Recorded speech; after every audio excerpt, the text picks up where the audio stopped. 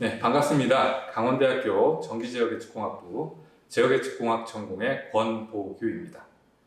오늘 이 시간에는 여러분들과 함께 오토캐드에 대해서 알아보려고 하는데요. 오토캐드의 개념과 오토캐드가 왜 필요한지 필요성에 대해서 알아보도록 하겠습니다.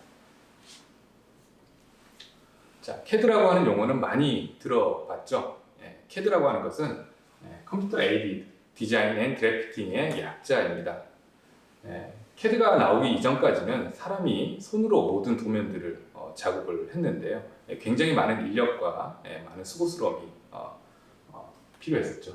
하지만 1970년대 이후에 컴퓨터 기술이 발달하면서 이 컴퓨터 기반의 제도 환경이 조성이 되었습니다.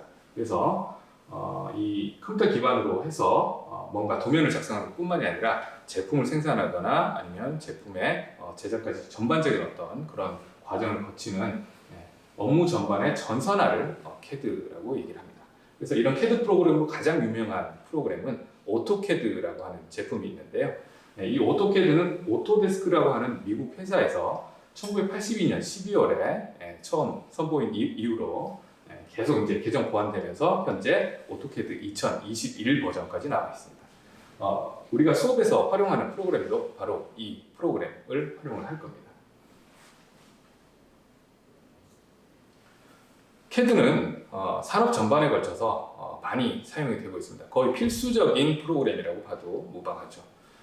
전기전자뿐만이 아니라 건축 토목, 항공기, 선박, 기계, 심지어 지도 제작까지 이 CAD 프로그램이 사용이 되고 있는데요. 특히나 우리 전공 분야인 전기전자 분야에도 오토캐드 일렉트리컬이라고 하는 버전이 있을 정도로 CAD가 많이 사용되고 있고 세분화되어 있습니다.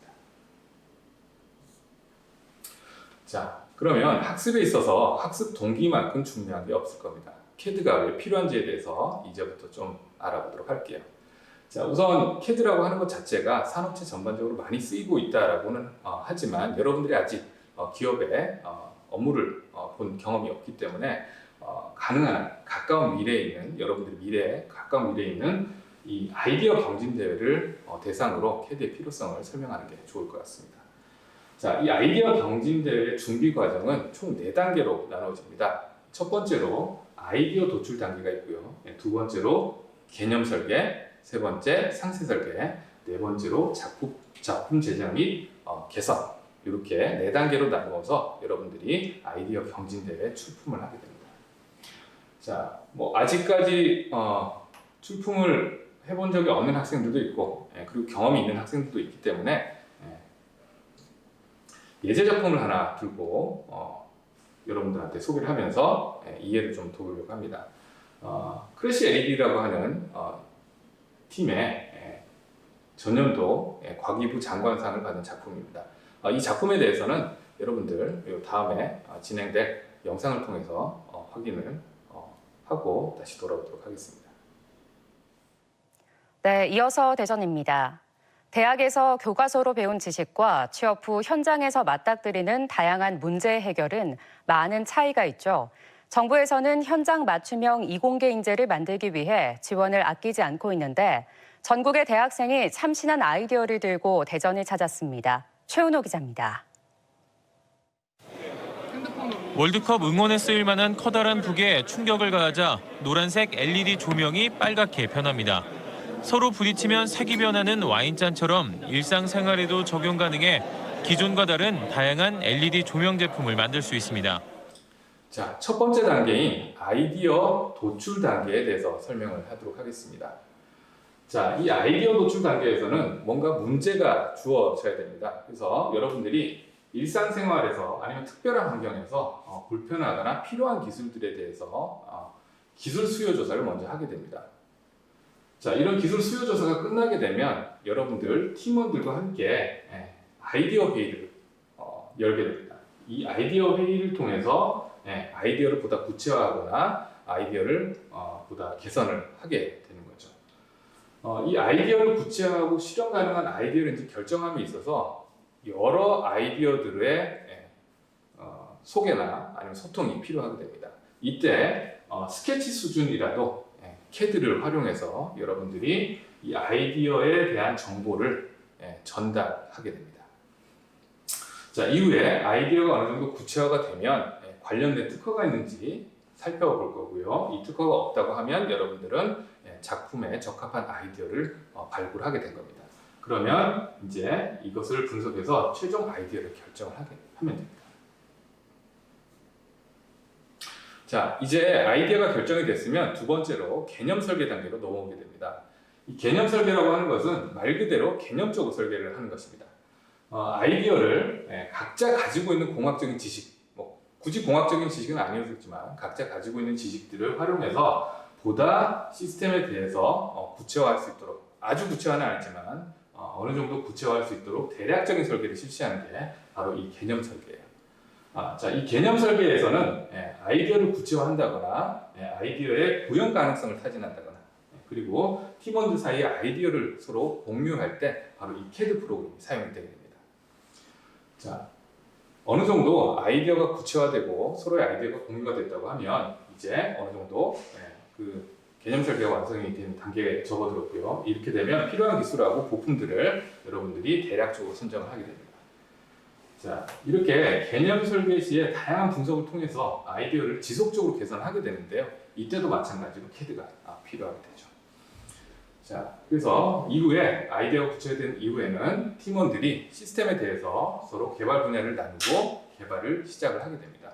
그리고 개념 설계가 마치게 되면 최종 결정된 아이디어를 가지고 여러분들은 경진대회 신청서를 작성하게 됩니다.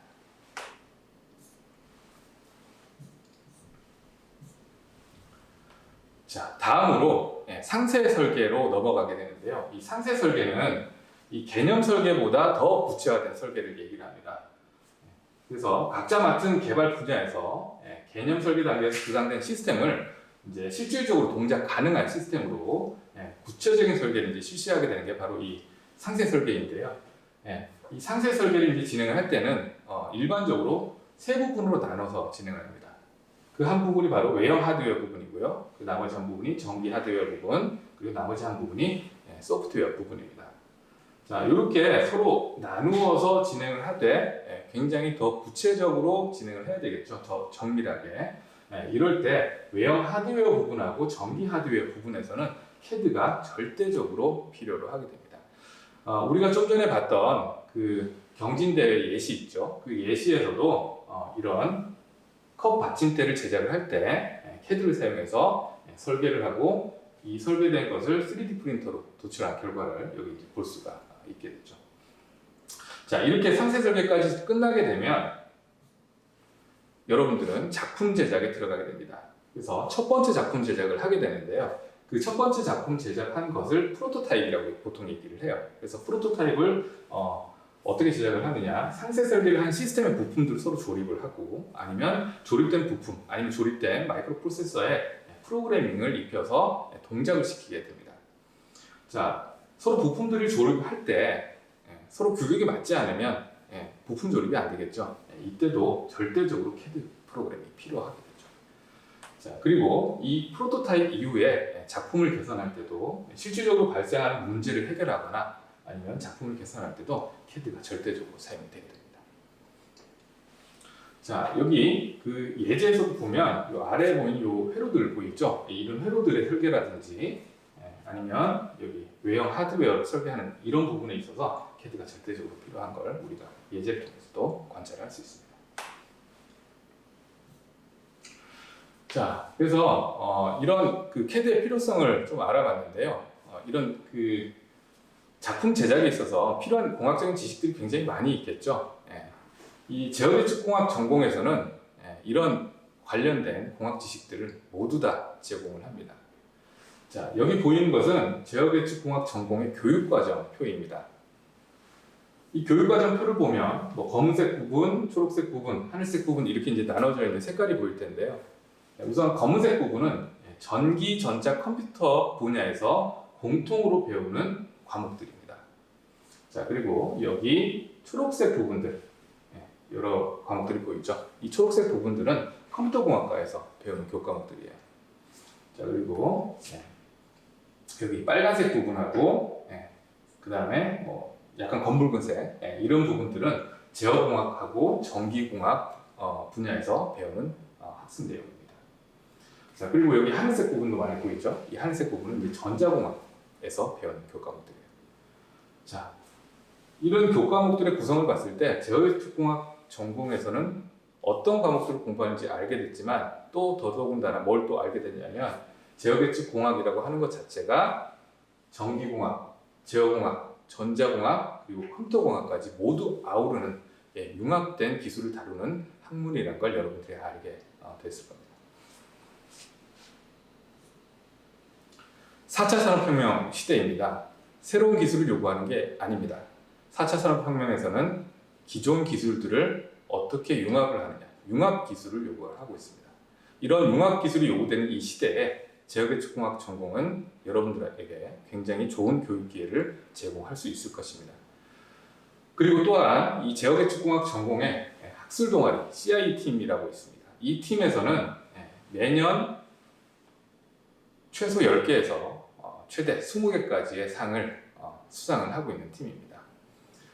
방금 여러분들이 예제로 봤던 크래시 LED 팀의 그런 LED에 대한 작품을 들고 이 학생들이 전국대회 및 교내대회에서 2번이나 대상을 수상을 했습니다. 이 학생들을 제외한 학생들도 우수상 이상의 굉장히 큰 상들을 많이 받아왔죠. 올해도 경쟁률 7대1을 뚫고 전국 규모의 가장 큰 대회에서 7대1의 경쟁을 뚫고 6팀이 예선에 선발이 됐고요. 이 6팀이 장려상 이상의 수상 대상자까지 선정이 되어 있습니다. 아직까지 상격은 발표되지 않았지만 올해도 전국대회 규모의 대상인 장관상 이상을 수상할 것이라고 예상하고 있습니다. 4차 산업혁명 시대, 여러분들 융합기술이 필요합니다. 제어계측공학 전공은 이러한 융합기술에 대해서 이미 준비가 되어 있는 학과입니다. 제어계측공학 전공으로 와서 여러분들의 미래를 밝혀보기 바라겠습니다. 감사합니다.